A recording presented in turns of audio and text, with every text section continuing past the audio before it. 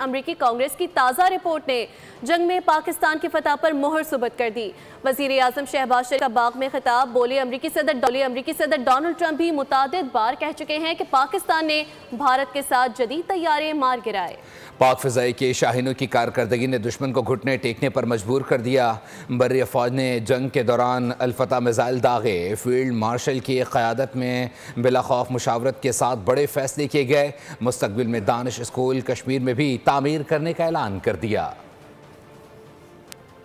4 दिन की मुख्तसर जंग में अफवाज पाकिस्तान ने हिंदुस्तान को जो ज़नाटेदार थप्पड़ रसीद किया था, आज अमेरिका की कांग्रेस की रिपोर्ट ने भी उसके ऊपर मोहर लगा दी है। और अब तो प्रेसिडेंट ट्रंप हर तकरीर में जिक्र करते हैं कि 7 नए नकोरे जहाज़ पाकिस्तान ने गिराए। हमारी एयरफोर्स शाहीनों की शानदार कारकर्दगी की बदौलत और हमारी जो बरी फ़ौज हैं उन्होंने अल-फतह मिसाइल दागे हिंदुस्तान के अंदर जाकर, और 4 दिन के अंदर हिंदुस्तान की फ़ौज वो घुटनों के बल गिरी। फील्ड मार्शल शहीद आसिम मुनीर की शानदार क़यादत, बिला खौफ उन्होंने मेरे साथ मुशावरत करके फ़ैसले किए। कश्मीर बनेगा पाकिस्तान और ये दानिश स्कूल वहाँ पर भी होंगे।